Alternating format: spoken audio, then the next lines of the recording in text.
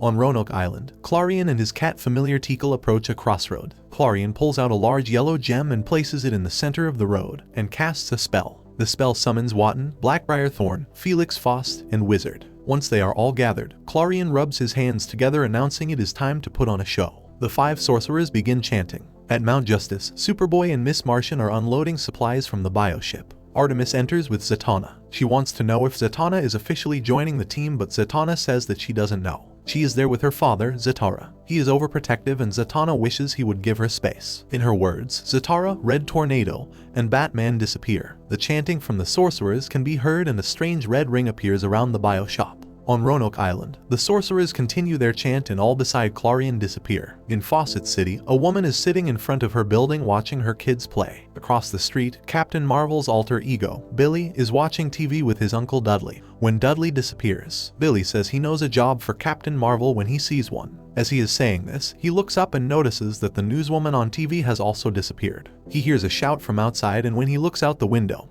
he sees that a car has crashed into a telephone pole. It seems that the driver has disappeared, and so has the mother on the steps. All the grown-ups are gone. Billy knows Captain Marvel is a grown-up and he worries that if he changes into his alter ego he will disappear as well. Robin and Zatanna are at Mount Justice working on the computers. Robin is on the phone with Kid Flash who has set up a safe zone with the team at Happy Harbor High's school gym. Robin tells him that they can't reach any of the adult heroes, not even Red Arrow, who is only 18. Zatanna sees from different chat rooms that every adult in the world has disappeared. She knows that the type of sorcery required to do this is very hard. Robin thinks it's up to her to figure out the source. She wants to know how, and he shows her a video of her father locating Watton and the Injustice League when they attacked the planet. She doesn't think she can do it as she is not as advanced or skilled a sorcerer as Zatara. Robin knows it will be hard, but he thinks she can do it. At Happy Harbor, the team are rescuing young kids and brings them to the gym to look after them. In Fawcett City, Billy is on the street. He enters a photo booth and tries to get himself to Mount Justice, but the system does not recognize him when he is not Captain Marvel. As he walks by the electronics store, the TVs in the window display start broadcasting a message from the team.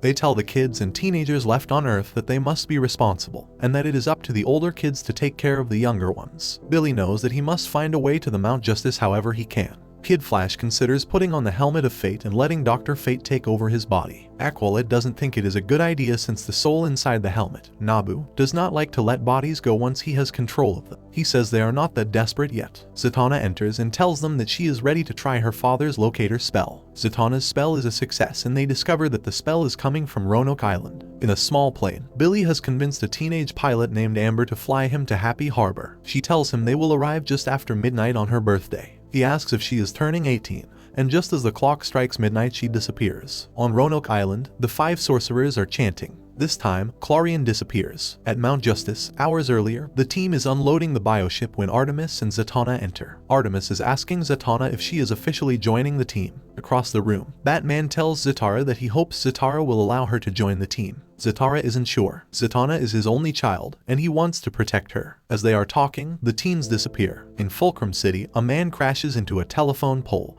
when he discovers that his son has disappeared from his car seat. At Billy's house, a news reporter is announcing to Uncle Dudley that all children under the age of 18 have disappeared from the world. At Star Labs, a man is leading a charge against the lab. As the crowd attacks, the man exits with an evil smile. On the other side of the building, a different man quietly exits the lab and gets into a car with him. They grin at each other and pat the stolen suitcase. At Mount Justice, Zatara is staring at the helmet of fate. He asks Batman how desperate they are. They know the spell is coming from Roanoke Island and are about to head there to stop the spell. They decide they are not yet desperate enough to use the helmet of fate. Zatara asks if the rest of the Justice League is deployed. Batman tells him yes except for Captain Marvel, who is missing. In the airplane, Billy is debating if he should SHAZAM and turn himself into Captain Marvel. He is worried that if he does, he will disappear. He decides to do so and finds himself in the middle of the sky with no plane. He sees a falling Amber and catches her. When he arrives at the Mount Justice, he is surprised to find Zatara and Batman. He hugs them and asks them if it's over. They don't know what he is talking about. They tell him every child in the world has disappeared. Captain Marvel tells them that there is another dimension where there are no adults. They realize that he can switch back and forth between dimensions by turning himself from Captain Marvel into Billy. He disappears from the adult dimension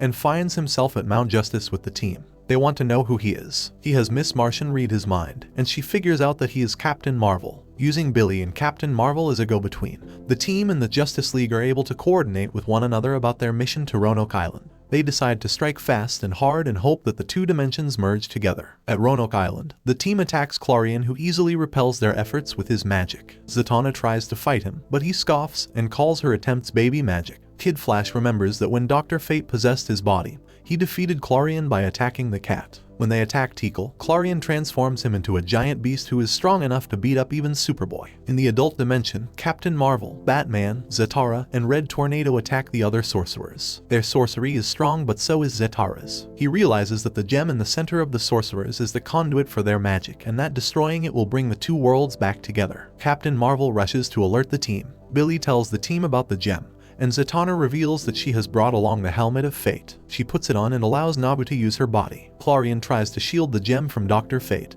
but with him on their side, the team attacks with strength. With the team in one dimension and part of the Justice League in the other, they are able to destroy the crystal. The older sorcerers are captured, but Clarion escapes with Teakle through a portal. Zatara wants Nabu to release Zatanna, but Dr. Fate will not. They say that the soul of their friend Kent will never allow Nabu to hold Zatanna's body hostage. He said that Kent did object, so he released his spirit to the afterlife. Zatara begs Nabu to take him instead of his daughter, and Nabu agrees. Zatara asks Batman to take care of his daughter, and Batman promises he will. Zatanna begs Zatara not to put on the helmet, but he does so anyway. Back in their homes, everyone is happy to be reunited with their families. With her father now being controlled by Dr. Fate, Zatanna moves in at Mount Justice. At a meeting between members of the Light, the Brain is happy with Clarion for providing a distraction. The two men from Star Labs appear with the case and open it to reveal the last remaining piece of the giant starfish which was blown up in Atlantis. On episode 20, it's 7:15 and snowy in Central City when Kid Flash's alarm goes off. He's excited because it is his 16th birthday. His mom makes him a giant breakfast, and his dad offers to take him to get his driver's license after school. He says he is going to get a birthday kiss from Miss Martian, still unaware that she is dating Superman.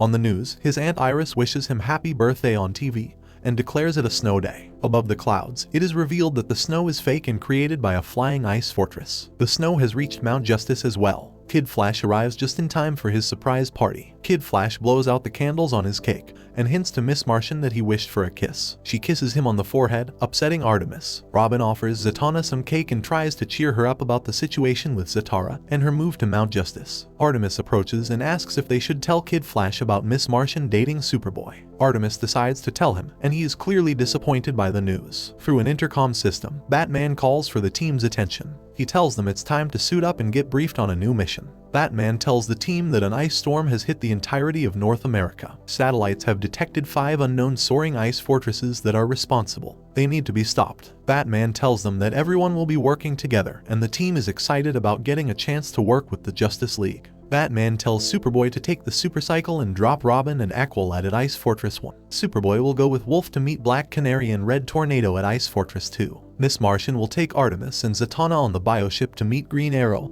and Martian Manhunter at Ice Fortress 3. Fortresses 4 and 5 will be dealt with by other Justice League members. Batman then assigns Kid Flash to pick up a donor heart for a young girl in Boston and run it 3,000 miles to her hospital bed in Seattle. Kid Flash arrives and picks up the heart at the hospital. The doctors warn him that the heart must be in Seattle within 4 hours. In Chicago, Kid Flash is making good time. He is hoping he can drop off the heart and still join the fight. He watches on his wrist monitors as Aqualad, the Flash, and Batman takes down one of the fortresses. In South Dakota, the cops are waiting for Kid Flash to run by. High above, Vandal Savage waits for him as well. He needs to get Kid Flash's attention and attacks the cops to do so. Kid Flash notices and comes to a stop. He attacks Vandal to save the police. Kid Flash and Vandal get into a fight. Vandal tells him he was looking to fight the Flash, but is happy to eliminate Kid Flash instead. Atop one of the ice fortresses, Superboy and Black Canary destroy the machine. On the road, Kid Flash runs in circles around Vandal to distract him. He realizes that time is running low, and he must continue on to Seattle if he is to make it in time to save the girl. Savage notes to himself that his fight with Kid Flash is good enough. Miss Martian and Zatanna manage to blow up another of the ice fortresses. Outside Seattle Medical, a doctor is waiting for Kid Flash. The doctor tells him that the girl passed away 12 minutes before he arrived. Kid Flash is upset because he took 15 minutes out of his trip to fight Vandal. The doctor smiles and says maybe another heart recipient can be found. He takes the heart and heads off. Inside the hospital, another doctor finds Kid Flash and asks him where the Queen's heart is. Kid Flash realizes that he has been tricked and that someone is trying to prevent a 10-year-old Queen Perdita of Vlatava from being saved. He runs to the parking lot and snags the heart. Kid Flash wants to fight but knows that getting the donor's heart upstairs is more important. When he is stopped by the supervillain Count Vertigo, he realizes that Vertigo is next in line for the throne of Vlatava, and Queen Perdita is the only thing standing between Vertigo and the crown. Vertigo has Kid Flash pinned down, but Kid Flash begins to talk. He asks why Vertigo isn't in Belle Reve, and he tells Kid Flash that he has diplomatic immunity, unless there is proof that he has done something against Vlatava. Kid Flash realizes that the ice fortresses and Vandal Savage were sent by Vertigo to stop his niece from getting the heart she needs to live. Kid Flash manages to distract Vertigo and get away. He runs upstairs to the hospital and hands the heart to the doctors before collapsing. At Kid Flash's house, his parents are watching the news. Although members of the Justice League and the team have managed to take out many of the ice fortresses, Iris reports on the news that Queen Perdita passed away on the operating table. Kid Flash wakes up to the smug face of Count Vertigo. He tells Kid Flash that Perdita is gone, and that he is both untouchable and blameless. Vertigo brags to Kid Flash about how he tried to eliminate the young queen, and got away with it since she passed away during surgery, and not from his plan. Kid Flash pulls back a curtain to reveal that Perdita survived the operation, and the death story was a cover to get Vertigo's confession on tape. Queen Perdita accuses him of high treason and revokes his diplomatic immunity. Security comes to take Vertigo to Belle Reve. Kid Flash goes to give Vertigo's sword to Perdita, but she tells him that she wants him to have it. At Belle Reve, Vertigo is wearing a collar and being fed disgusting food in the cafeteria. In the warden's office, Batman tells Hugo Strange that the Justice League defeated the ice fortresses, but they do not know who is behind the attacks. He believes Icicle SR, Icicle JR, Killer Frost, Captain Cold, and Mr. Freeze are the most likely suspects. Strange tells Batman that's impossible since they haven't been in their cells the entire time. At Mount Justice, it is revealed that Kid Flash did not take the sword, but instead kept the cooler that the transplanted heart was in.